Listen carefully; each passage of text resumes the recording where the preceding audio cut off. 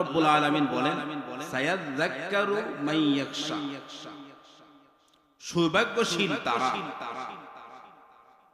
যারা আল্লাহ তাআলাকে স্মরণ করে।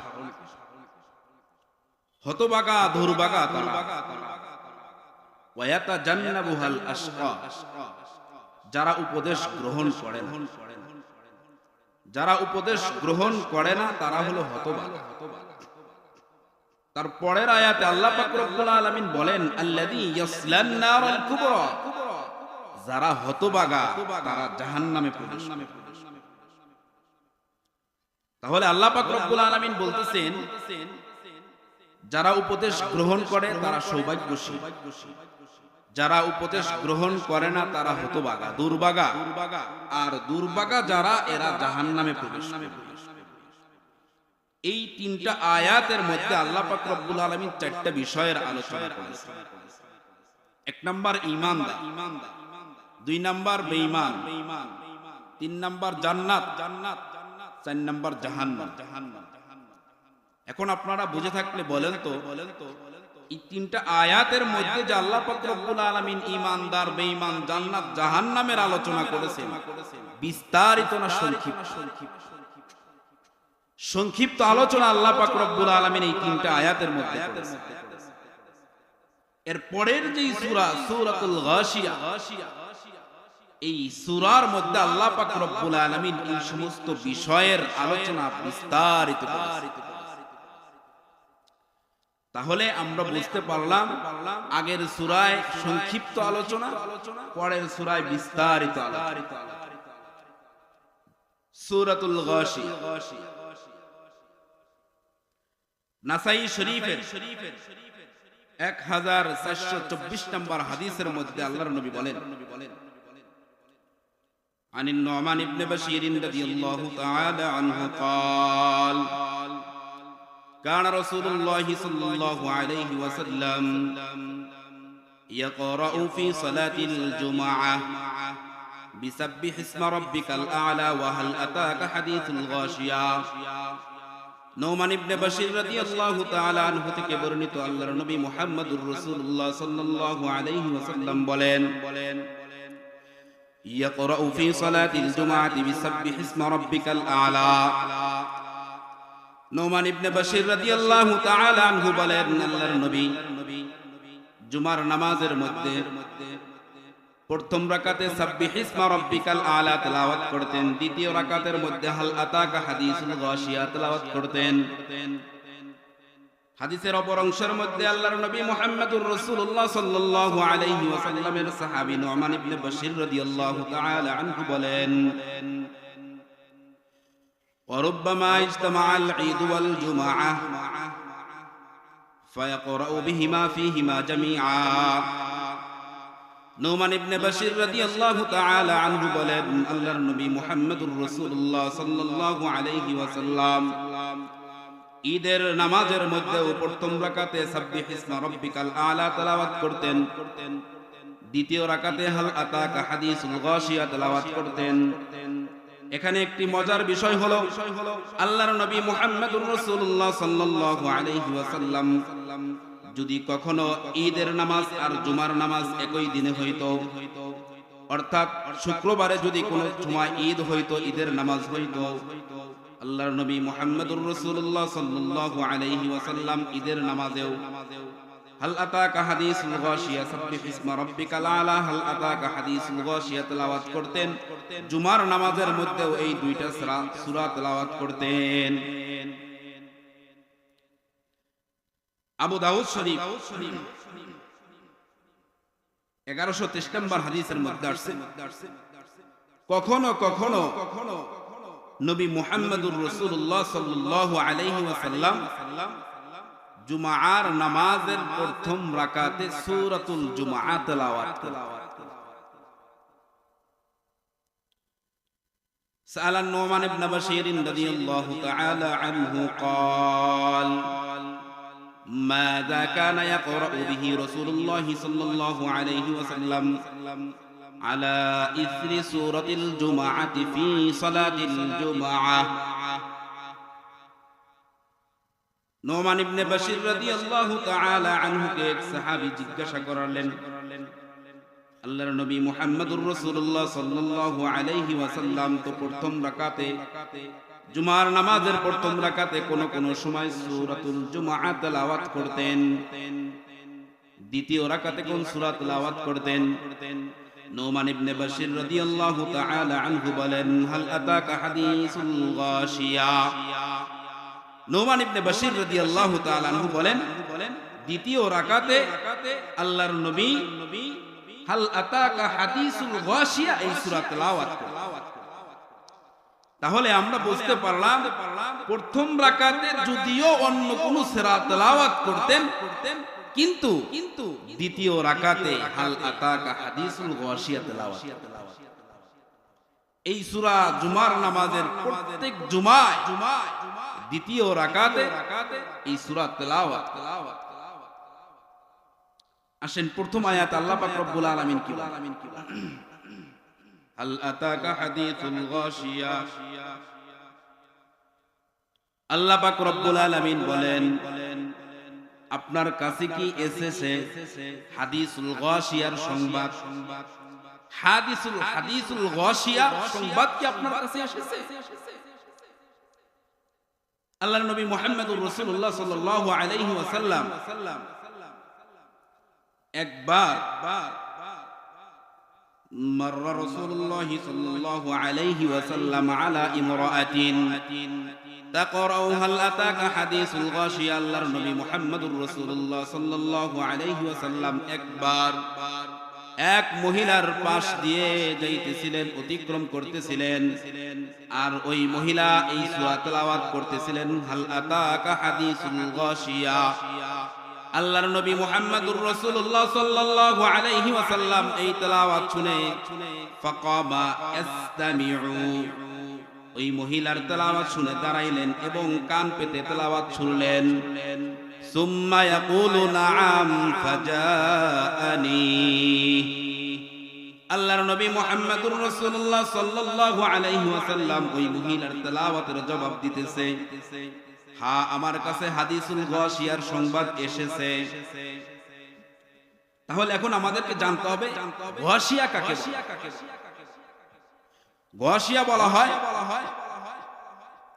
সব কিছুকে ডেকে ফেলা, অন্ধকার হয়ে যাওয়া, এটাকে বলা হয় গাশিয়া। কিয়ামত দিবসের অনেকগুলো নাম আছে, এই অনেকগুলো নাম থেকে নামের মধ্য থেকে একটা নাম হলো গাশিয়া। কেমন ভাবে ডেকে ফেলবে, কেমন বিপদ এই কিয়ামত দিবসের? সূরা ইব্রাহিমের 49-50 নম্বর আয়াত আল্লাহ পাক রব্বুল আলামিন বলেন, তারাল মুজরিমিনা ইয়াওমা ইযিন মুকাররানিনা ফিল আসফাদ।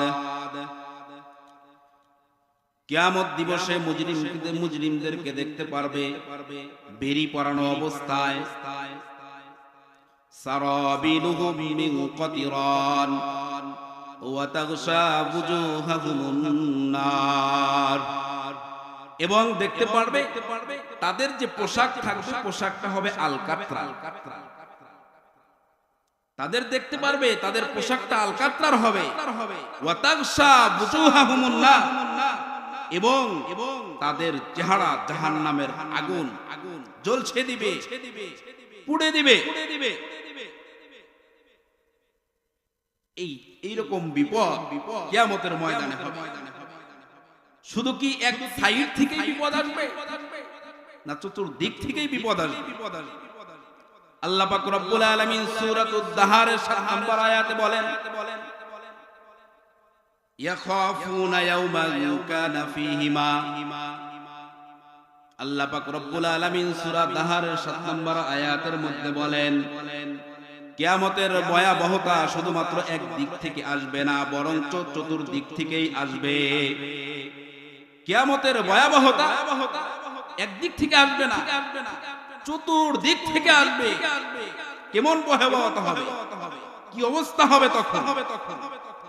এই অবস্থাও আল্লাহ পাক রব্বুল আলামিন তার কুরআনুল কারীমের মধ্যে সুন্দর করে বয়ান করে দিতেছেন। সূরাতুল হজ 1 নম্বর আয়াত 2 নম্বর আয়াত আল্লাহ পাক রব্বুল আলামিন বলেন, ইয়া আইয়ুহান নাসুত্তাকু রাব্বাকুম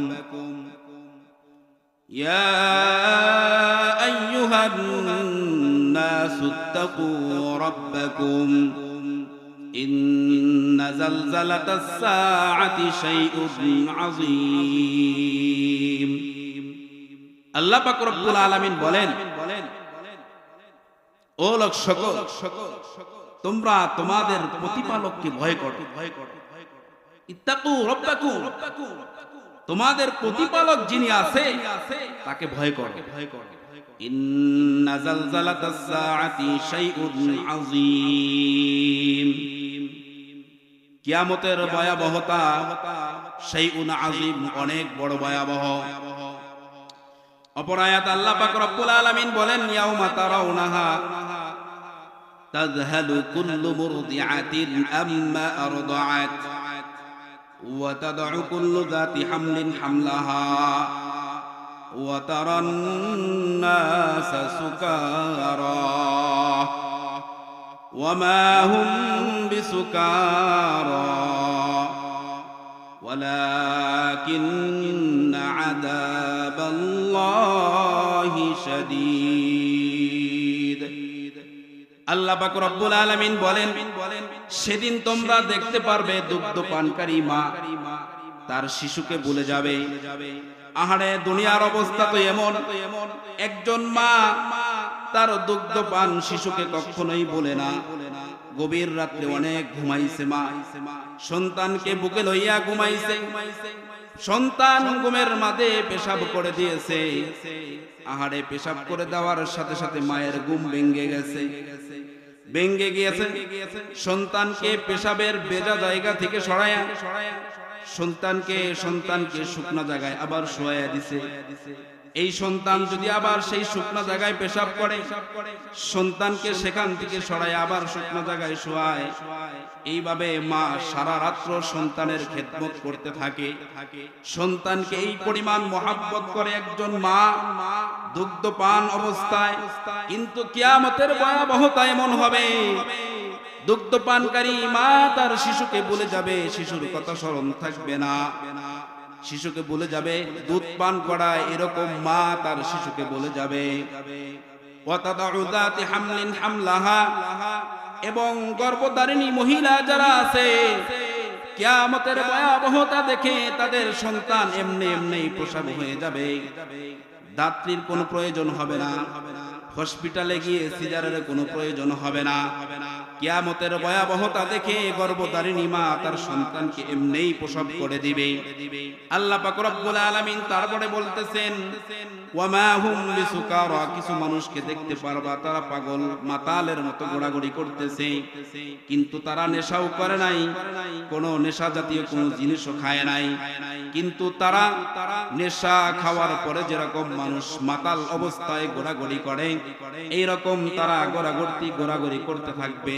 ওয়ালাকিন্না আযাবাল্লাহি শাদীদ, কিয়ামতের এই ভয়াবহতা দেখে ভালো মানুষ নেশাগ্রস্তর মতো মাতালের মতো ঘুরতে থাকবে। এরকম একটা ভয়াবহতা হবে, কিয়ামতের ভয়াবহতা এরকম হবে। একজন ভালো মানুষ তাকে দেখে মনে হবে যে নেশাগ্রস্ত মাতালের মতো ঘুরতেছে। আসলে সে মাতাল নয়। কিয়ামতের ভয়াবহতা দেখে, অবস্থা দেখে এই ভালো মানুষ মাতালের মতো ঘোরাঘুরি করতেছে। তারপরে আয়াত আল্লাহ পাক রব্বুল আলামিন বলেন, বুজুহু ইয়াউমাইযিন খাশিআহ, সেদিন কিছু চেহারা আপনি দেখতে পারবেন অবনমিত, নিচের দিকে তাকানো। সূরা তাহার 108 নম্বর আয়াতের মধ্যে আল্লাহ পাক রব্বুল আলামিন বলেন, ইয়াউমাইযিন ইয়াত্তাবিউনা আদ-দাঈয়া লা ইওয়াজা লাহু ওয়া খাশাআতিল আসওয়াতু লির-রাহমান ফালা তাসমাউ ইল্লা হামসা। আল্লাহ পাক রব্বুল আলামিন বলেন, কিয়ামতের দিন একজন আহ্বানকারী আহ্বান করবে, সেই আহ্বানকারীর ডাকে সকলেই সাড়া দিবে, এদিক সেদিক করবে না। আহারে দুনিয়ার মধ্যে মুয়াজ্জিন 5 ওয়াক্ত নামাজে আমাদেরকে ডাকে, হাইয়া আলাস সালাহ হাইয়া আলাল ফালাহ। কত সুন্দর ভাষা দিয়ে আমাদেরকে মুয়াজ্জিন প্রতিদিন মসজিদের মাইক দিয়ে ডাকতেছে, কিন্তু আমরা মসজিদে হাজিরা দেই না। কিয়ামতের ভয়াবহতা, কিয়ামতের ময়দানে একজন আহ্বানকারী আহ্বান করবে, তার আহ্বানে কোনো মানুষ সাড়া না দিয়ে পারবে না, এদিক সেদিক করতে পারবে না। ওয়া খাশাআতিল আসওয়াতু লিররহমান ফালা তাসমাউ ইল্লা হামসা। সেদিন দয়াময় রবের সামনে মানুষগুলো নিঃশব্দ হয়ে যাবে, কোনো আওয়াজ করতে পারবে না। ইল্লা হামসা, শুধু ফিস ফিস আওয়াজ শুনতে পারবেন। এরকম ভাবে মানুষরা মাথা নিচের দিকে তাকিয়ে একজন আর একজনকে বলতে থাকবে, কি অবস্থা, কি হয়েছে, আস্তে আস্তে বলবে, কি হয়েছে, কি হয়েছে, কি সমস্যা।